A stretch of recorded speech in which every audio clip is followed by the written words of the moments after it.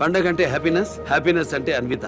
అందరికీ సంక్రాంతి శుభాకాంక్షలు. Anvita, it's not just about building homes. At Anvita it's about building happiness.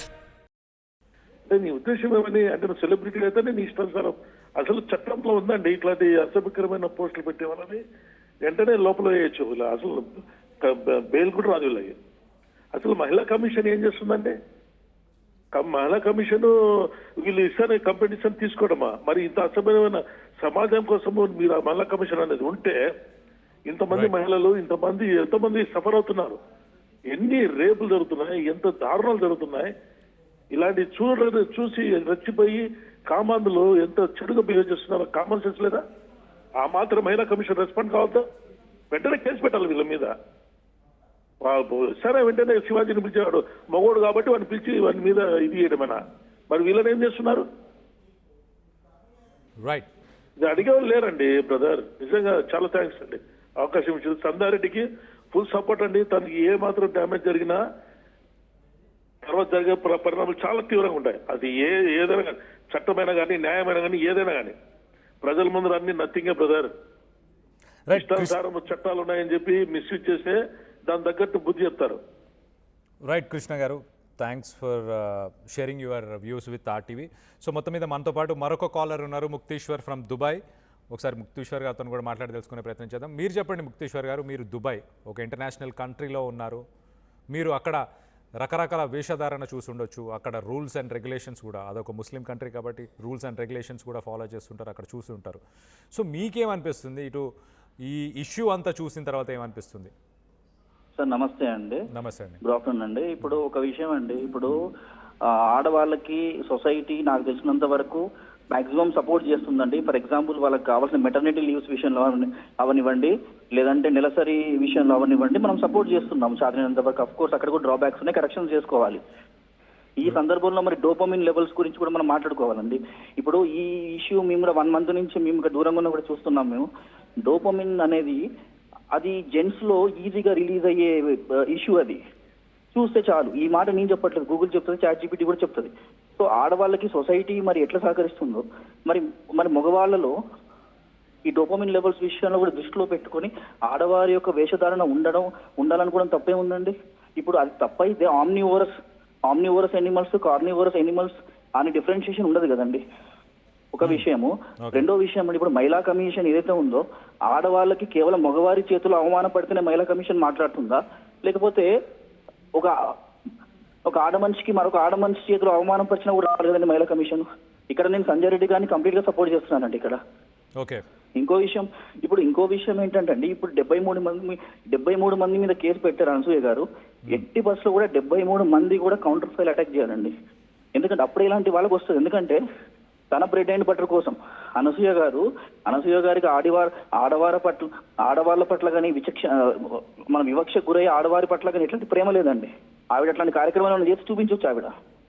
Okay, మరొక విషయం ఏంటంటే ఆవిడ బ్రెడ్ అండ్ బటర్ కోసము, ఆవిడ కెరీర్ గ్రాఫ్ కోసం మాత్రమే విక్టిమ్ కార్డు వాడుతున్నారు, ఫాల్స్ జెండర్ కార్డు వాడుతున్నారు ఆవిడ. కాబట్టి వి సపోర్ట్ సంజయ్ రెడ్డి గారు. కంపల్సరీగా లేడీస్ పట్ల సొసైటీకి ఎట్లయితే సానుభూతిగా, బాధ్యతగా ఎట్లయితే మనం మెలుగుతున్నామో ఇలాంటి లేడీస్ కూడా మగవారి పట్ల కూడా అలాగే రెస్పాన్సిబిలిటీ తీసుకోవాలి. మరొక విషయం అండి, ఇప్పుడు 3 ఏళ్ల చిన్నారి మీద చిన్నపిల్లలకి అత్యాచారాలు జరుగుతున్నాయి, 60 ఏళ్ల వృద్ధులపైన అత్యాచారాలు జరుగుతున్నాయి అంటే first of all everyone is responsible to analyse. అసలు వాళ్ళట్లా మెంటల్లీ సిక్ అవ్వడానికి కారణం ఏంటండి? ఎక్కడ చూసినా అబ్యూజే కదండి. ముక్తేశ్వర్ గారు, మీరు దుబాయ్లో ఉన్నారు. అక్కడ నాకు తెలిసి బీచెస్కి మీరు వెళ్తూ ఉంటారు. అక్కడ చాలా రకాలు ఫారినర్స్ కానీ వీళ్ళందరూ కూడా డిఫరెంట్ కల్చర్స్, కస్టమ్స్, వాళ్ళ వేషధారణ కూడా చాలా డిఫరెంట్గా ఉండే అవకాశం ఉంటుంది. మరి అక్కడ అలాంటి ఇన్సిడెంట్స్ జరుగుతున్నాయా? ఒకవేళ అలాంటి బట్టలు వేసుకుంటే మహిళలను ప్రశ్నించాలా?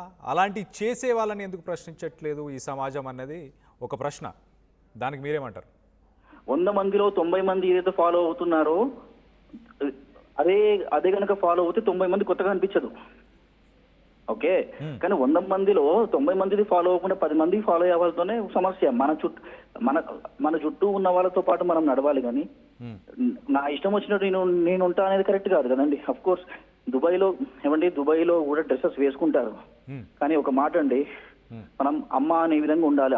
అంటే ఇప్పుడు ఎక్కడైతే స్త్రీ పూజింపబడుతుందో అక్కడ దేవతలు సంతోషింపబడతారు అనే మాట కట్టుబడి ఉండాలంటే మరి వారి ప్రవర్తన కూడా ఆ పరిసరాల బట్టి ఆ బస్సుల బట్టి ఉండాలి కదండి.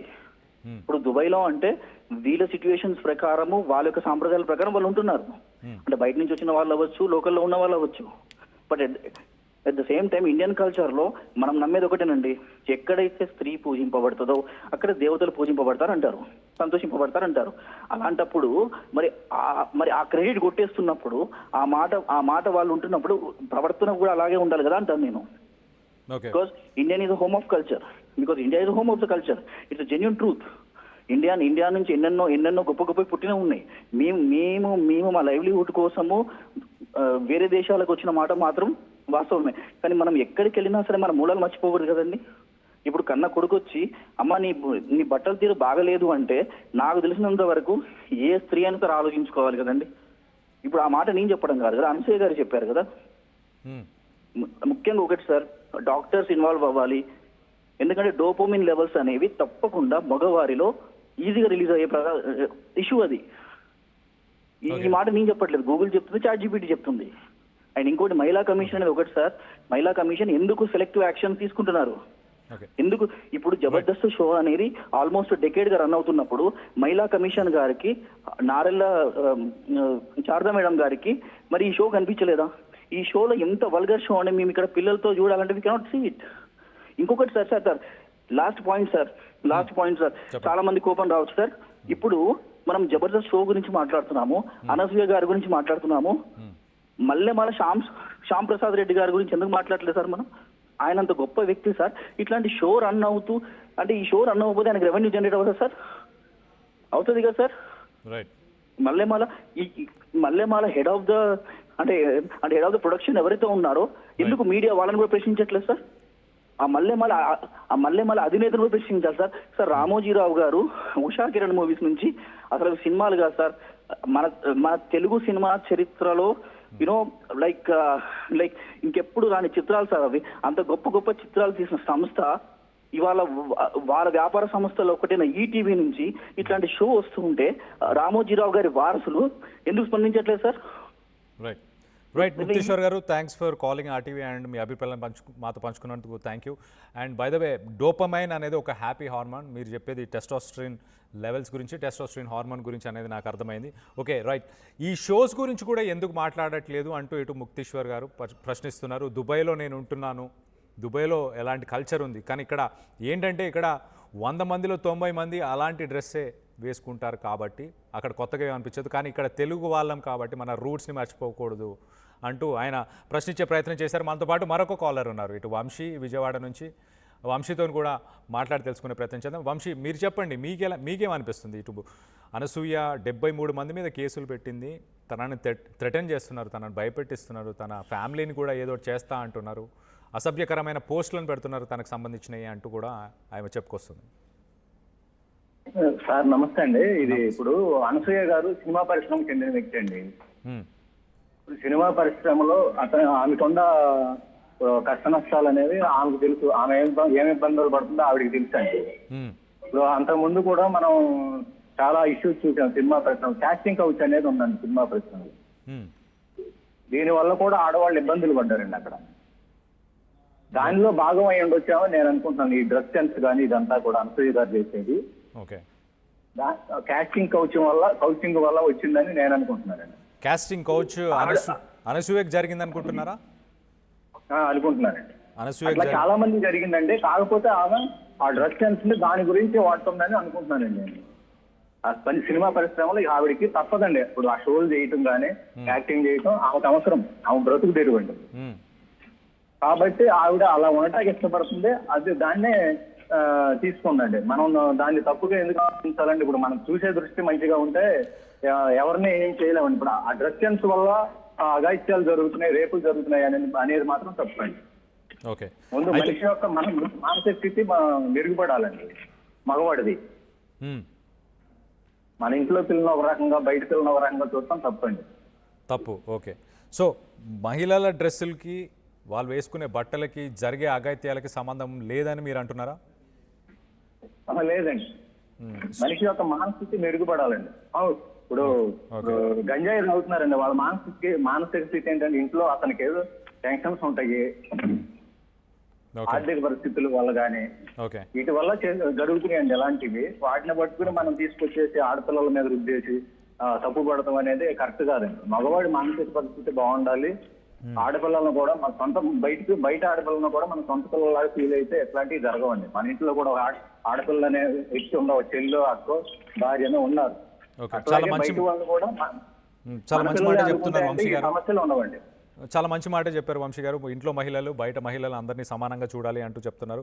కానీ ఇక్కడ అనసూయ గారు కంప్లైంట్ చేసిన ఈ కేసుకి సంబంధించి చూస్తే దీంట్లో సోషల్ మీడియాలో ఇన్ఫ్లుయెన్సర్స్ అలాగే కొంతమంది జర్నలిస్టులు మీడియా సంస్థలు వీళ్ళ మీద కేసులు ఫైల్ చేశారు. సినిమా ఇండస్ట్రీకి సంబంధించిన వాళ్ళు ఎవరు లేరు దీంట్లో వంశీ గారు.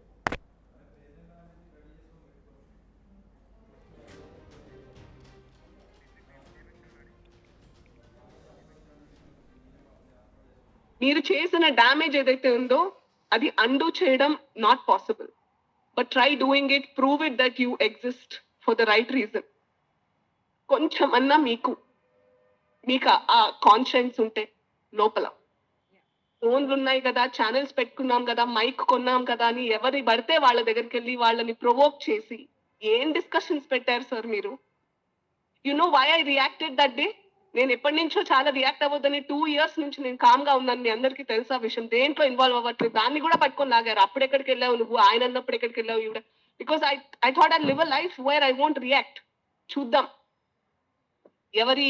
అంటే everyone will have their karma, మీరు వదిలేద్దాం అనుకున్నా. But that day I had to talk because ఆయన మాట అన్న తర్వాత ద అప్లాజ్ ఎవరి ప్రెస్ మీట్ లోనే కదా మాట్లాడారు, చప్పట్లు, ఓలు, దట్ స్కేర్డ్ మీ. ఎవరో ఒక అతను ఏదో అన్నాడని కాదు, ఆయనకి వచ్చిన మద్దతు నాకు భయపెట్టింది. అని ఎవరి కర్మ వాళ్ళది అని చెప్పి నిన్న అనుకుంది. నేను అన్నీ వదిలేస్తున్నా, నాకు అవసరం లేదు అని చెప్పి మాట్లాడింది. ఒక 2 సంవత్సరాలు అసలు నేను ఏ ఇష్యూలో ఏ టాపిక్లో కూడా ఇన్వాల్వ్ అవ్వలేదంది. కానీ రాత్రికి రాత్రి తన మనసు మార్చుకుంది. మొత్తానికైతే ఇటు 73 మంది పైన తను కేసు ఫైల్ చేసింది. ఇటు సైబరాబాద్ పోలీసులకి కంప్లైంట్ చేసింది. ఇటు కాంగ్రెస్ నేత సంధ్యా రెడ్డితో పాటు కొన్ని మీడియా సంస్థలు అలాగే కొంతమంది జర్నలిస్టులు, news anchors, social media influencers వీళ్ళందరి మీద కూడా ఇప్పుడు ప్రస్తుతానికి అనసూయ కేసు ఫైల్ చేసింది. కొంతమంది తనను బెదిరిస్తున్నారు, తన ఫ్యామిలీని బెదిరిస్తున్నారు. అలాగే సోషల్ మీడియాలో అసభ్యకరమైన తన ఫొటోస్ని వాడి తన గౌరవానికి భంగం కలిగించేలా చేస్తున్నారు అంటూ ఇటు డిఫమేషన్ కేసు కూడా పెట్టే ప్రయత్నం చేసినట్టు తెలుస్తుంది. దీనికి సంబంధించి మీరేమనుకుంటున్నారు? సంధ్యారెడ్డి కూడా కేసు ఫైల్ చేయాలా? ఇటు జర్నలిస్టులు, సోషల్ మీడియా ఇన్ఫ్లుయెన్సర్లు వీళ్ళందరూ కూడా కేసు ఫైల్ చేయాలా? దీనికి ఏమైనా కౌంటర్ ఫైల్ చేయాలా? ఏమనుకుంటున్నారు? మీరు ఎవరిని సపోర్ట్ చేస్తున్నారు? ఇటు సంధ్యారెడ్డి చేసిన కామెంట్స్ని సపోర్ట్ చేస్తున్నారా? ఇటు అనసూయ, అలాగే యాంకర్ ఝాన్సీ, అలాగే సింగర్ చిన్మయ్ వీళ్ళు చేసిన కామెంట్స్, వీళ్ళు మాట్లాడిన మాటల మీద మీరు వాటిని సపోర్ట్ చేస్తున్నారా? లేకపోతే నిన్న మనం చూసాం మహిళా సంఘాలకు సంబంధించిన నాయకులు వాళ్ళు కూడా మాట్లాడారు. ఇటు మహిళలు అభిప్రాయాలు కావచ్చు, మహిళల భావాలు కావచ్చు వ్యక్తపరిచేలాగా ఉండొచ్చా, ఎలాంటి సంస్కృతిని ఫాలో చేయాలి అన్న దానిపై వాళ్ళు మాట్లాడారు. ఇటు అనసూయను సపోర్ట్ చేయలేదు, ఇటు సంధ్యారెడ్డి చేసిన కొన్ని వ్యాఖ్యలను సపోర్ట్ చేయలేదు, ఇటు ఇరువురిని సపోర్ట్ చేయలేదు. కానీ వాళ్ళు ఇద్దరిని తప్పుపట్టే ప్రయత్నం చేశారు. ఎట్ ద సేమ్ టైం ఇలాంటి సంస్కృతి మనకు అవసరమా అన్న విషయం మీద ఎక్కువ చర్చ జరిగింది. మహిళలు ఎలాంటి బట్టలు ధరించాలి, మహిళల అభిప్రాయాలను గౌరవించాలి. మహిళల అభిప్రాయాలను గౌరవించడం అంటే వాళ్ళు వేసుకున్న బట్టలను కూడా గౌరవించడం, వాళ్ళ కోరికలని, వాళ్ళ ఇష్టాలను కూడా గౌరవించడం. దీనికి సంబంధించి మీరేమనుకుంటున్నారు? మీ అభిప్రాయాలను కింద కామెంట్ రూపంలో తెలియపరచండి. అసలైన తొలి వెలుగు. ఫాలో వాట్సాప్ @తొలి వెలుగు అఫీషియల్.